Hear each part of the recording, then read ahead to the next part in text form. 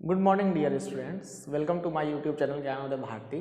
आज हम लोग ऑटोमोबाइल सब्जेक्ट का चैप्टर 1 जो है वो देखेंगे।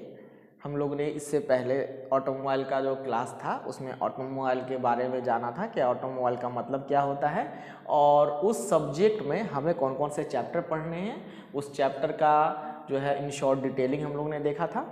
और आज चैप्टर नंबर 1 जो है उसमें हम लोग देखेंगे क्लासिफिकेशन ऑफ ऑटोमोबाइल व्हीकल्स।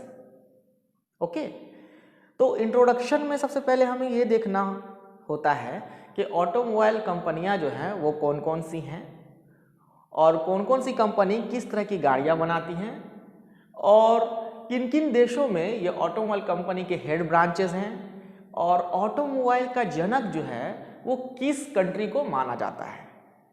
तो जैसे इटली और जर्मनी जो है उसे ऑटोमोबाइल का जनक माना जाता है। वहाँ पे ऑटोमोबाइल के लिए सबसे पहले काम किया गया और वहाँ पे कंपनियाँ खोली गई ऑटोमोबाइल व्हीकल्स के लिए। और बड़ी बड़ी कंपनियाँ जो नामी कंपनियाँ हैं ऑटोमोबाइल व्हीकल्स की, उसमें से BMW, मर्सिडीज, फरारी, ये सब हम लोग देख सकते हैं। इंडिया की जो बड़ी बड़ी कंपनियां हैं उनमें से सबसे बड़ी कंपनी जो है वो है टाटा मोटर्स, और इंडिया की जो गवर्नमेंट कंपनी थी ऑटोमोबाइल की वो थी हिंदुस्तान मोटर्स, जो कि अब जो है बंद हो चुकी है। उसका सबसे बड़ा मॉडल जो था, जो सबसे पॉपुलर हुआ था, वो था एम्बेसडर। अब हम लोग देखेंगे classification of automobile vehicle. Students, हम लोग जब किसी गाड़ी के शोरूम में जाते हैं गाड़ी खरीदने के लिए, तो हम लोगों को बहुत सारी चीज़ें पहले सोचनी पड़ती हैं। अपने यूज़ के आधार पे जो हम लोग गाड़ी लेने जा रहे हैं उसका उपयोग हमें किस चीज़ के लिए करना है। हमें उससे ऑफिस जानी है, हम उसे कमर्शियल पर्पस के लिए यूज़ करना चाहते हैं, उसमें हम लोग गुड्स लोड करके वो बिज़नेस करना चाहते हैं, या वो पैसेंजर व्हीकल्स होगा, हमारे फैमिली मेम्बर्स कितने हैं घर में, और सबसे इम्पॉर्टेंट चीज़ जो हमारा इकोनॉमिकल स्टेटस क्या है, हमारे पॉकेट में कितने पैसे हैं। ये सब देखने के बाद हम लोग देखते हैं कि कौन सी कंपनी है जिस पे हम सबसे ज़्यादा भरोसा कर सकते हैं। उनके सर्विस सेंटर हमारे जिस शहर में हम लोग रहते हैं उसमें है या नहीं है। आजकल कुछ और भी चीज़ें देखी जाती है, जैसे कि किस कंपनी को ज़्यादा फाइनेंस करने वाले बैंक अवेलेबल हैं व्हीकल्स जब हम लोग लेने जाते हैं, तो ये भी देखते हैं हम लोग। तो यहाँ पे हम लोग क्लासिफिकेशन ऑफ ऑटोमोबाइल व्हीकल्स इसीलिए देखेंगे कि इसे जान के हम लोग अच्छी तरह से समझ पाएंगे कि हमें कौन सा व्हीकल लेना सही रहेगा, या इसके लिए हम लोग किस शोरूम में जाएं, ये हम लोग डिसाइड कर पाएंगे। एक तरह से कहा जाए तो व्हीकल्स को कैटेगराइज कर पाएंगे आसानी से अगर इस क्लासिफिकेशन को हम लोग जान लें। एग्जाम में भी ये आता है। हम लोगों ने इससे पहले आईसी इंजन का क्लासिफिकेशन देखा था, जिस पे मैंने वीडियो बना चुका हूं पहले ही। अब हम लोग क्लासिफिकेशन ऑफ ऑटोमोबाइल व्हीकल्स देखेंगे। तो सबसे पहला क्लासिफिकेशन जो होता है स्टूडेंट, वो होता है यूज़ के आधार पे। आपका जो व्हीकल है उसको आप क्या यूज़ के लिए ले रहे हैं, खरीद रहे हैं। तो पर्सनल व्हीकल्स पर्सनल यूज़ के लिए होता है, तो पहला क्लासिफिकेशन हमारा क्या हो जाएगा इसके अंदर, यूज़ के आधार पे personal vehicles. Second one commercial vehicle. Commercial vehicle जो होता है हम लोग बिजनेस पर्पस के लिए यूज़ करते हैं। उसमें भी दो तरह के व्हीकल्स होते हैं कमर्शियल व्हीकल में। एक होता है गुड्स व्हीकल जिसमें सामान लाद करके हम लोग ढोते हैं। दूसरा होता है पैसेंजर व्हीकल्स जैसे कि बस वगैरह, ऑटो वगैरह। तो इस आधार पे जो है हम लोग यूज़ के आधार पे कैटेगराइज करते हैं व्हीकल्स को, पर्सनल व्हीकल्स, कमर्शियल व्हीकल्स करते हैं। सेकंड वन जो हमारा क्लासिफिकेशन है वो है कैपेसिटी के आधार पर। तो स्टूडेंट्स, सभी लोग जिनके जिनके पास अपना ड्राइविंग लाइसेंस होगा उन्होंने देखा होगा कि ड्राइविंग लाइसेंस में LMV लिखा रहता है। LMV motorcycle with gear, motorcycle without gear, LMV, HMV।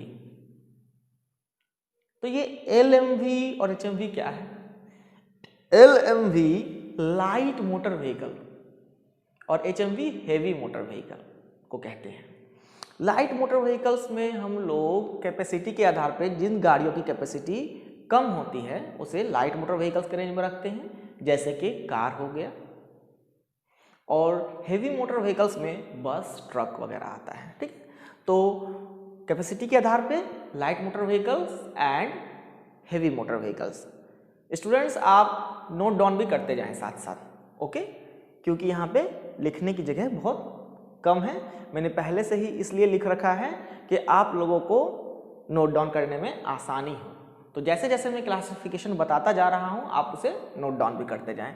Capacity के आधार पे light motor vehicles and heavy motor vehicle, okay. Third one, fuel के आधार पे। हम लोग जब कोई गाड़ी लेने जाते हैं, कार, बाइक तो पेट्रोल से ही चलती है, लेकिन अगर हम लोग 4 व्हीलर व्हीकल लेने जाएंगे तो हम लोग देखते हैं कि वो पेट्रोल से चलने वाली है या डीजल से चलने वाली गाड़ी है। क्योंकि पेट्रोल से चलने वाली गाड़ी और डीजल से चलने वाली गाड़ी दोनों के परफॉर्मेंस में डिफरेंस होता है, दोनों की इंजन लाइफ में भी डिफरेंस होता है और दोनों के कॉस्ट में भी डिफरेंस होता है। और आजकल तो स्टूडेंट्स इलेक्ट्रिक बाइक भी अवेलेबल है मार्केट में, है ना। तो फ्यूल कौन कौन से यूज हो रहे हैं, तो उसके आधार पर हम लोग लिख सकते हैं petrol, diesel, CNG, LPG, electric current, है ना, ये सब लिख सकते हैं। Fourth one, with respect to manufacturer. जो मैंने पहले ही कहा था कि अलग अलग कंपनी जो है वो अलग अलग तरह की गाड़ियां बनाती हैं। जैसे अगर हम लोग देखेंगे हीरो, तो हीरो किस चीज के लिए जाना जाता है? बाइक के लिए जाना जाता है। महिंद्रा, तो ऐसे महिंद्रा के 4 व्हीलर्स भी मार्केट में अवेलेबल हैं, पर्सनल व्हीकल्स जो होते हैं, और बाइक भी अवेलेबल है। लेकिन बेसिकली अगर महिंद्रा का नाम आता है तो किससे हम लोग उसे जोड़ते हैं? ट्रैक्टर से, महिंद्रा ट्रैक्टर्स, है ना। तो मैन्युफैक्चरर के आधार पर क्लासिफिकेशन, बहुत सारे क्लासिफिकेशन हो सकते हैं। जितनी भी मैन्युफैक्चरर अवेलेबल हैं इंडियन मार्केट में, सब जो है अपना अलग अलग एक फील्ड उन्होंने चुन रखा है ऑटोमोबाइल व्हीकल्स में। कुछ मैन्युफैक्चरर जो है वो सिर्फ इलेक्ट्रिकल बाइक बनाते हैं, कुछ मैन्युफैक्चरर जो है लाइट मोटर व्हीकल्स बनाते हैं, कुछ मैन्युफैक्चरर्स जो है कमर्शियल व्हीकल्स बनाते हैं, कुछ मैन्युफैक्चरर्स जो है स्पेशल पर्पस व्हीकल्स बनाते हैं, जैसे कि क्रेन हो गया, एक्सकवेटर हो गया, रोड रोलर हो गया। तो मैन्युफैक्चरर के आधार पे क्लासिफिकेशन हो गया। अब with respect two wheels, 2 wheel, 3 wheel, 4 wheel, और अगर बस है, ट्रक है, तो उससे ज़्यादा भी व्हील्स हो सकते हैं। लॉरी जो होती है उसमें और ज़्यादा व्हील्स होते हैं। तो विथ रेस्पेक्ट टू व्हील्स हम लोग लिख सकते हैं इसमें 2 व्हीलर, 4 व्हीलर, है ना, क्लासिफिकेशन में। उसके बाद विथ रिस्पेक्ट टू ड्राइव, तो ये विथ रिस्पेक्ट टू ड्राइव क्या है? इसका बहुत सारा क्लासिफिकेशन है। सबसे पहले हम लोग देखते हैं जो हमारे इंडिया में जो गाड़ियां चलती हैं वो होता है रियर व्हील ड्राइव व्हीकल्स। मतलब इंजन जो पावर जनरेट कर रहा है वो पावर कहाँ भेजेगा? रियर व्हील की तरफ भेजेगा, ओके। उसके अलावा फ्रंट व्हील ड्राइव भी होता है और ऑल व्हील ड्राइव भी होता है। ऑल व्हील ड्राइव जो है वो आर्मी जीप वगैरह में होता है, जो पहाड़ों पे चलती हैं गाड़ियां या जो ऐसी जगहों पे चलती हैं जो ऑफ रोड कहलाती हैं, वहां पे हम लोग all wheel drive vehicles use करते हैं। और भी क्लासिफिकेशन है on the basis of drive, जैसे कि स्टीयरिंग व्हील, वो किसी किसी कंट्री में लेफ्ट साइड होता है, किसी कंट्री में राइट साइड होता है।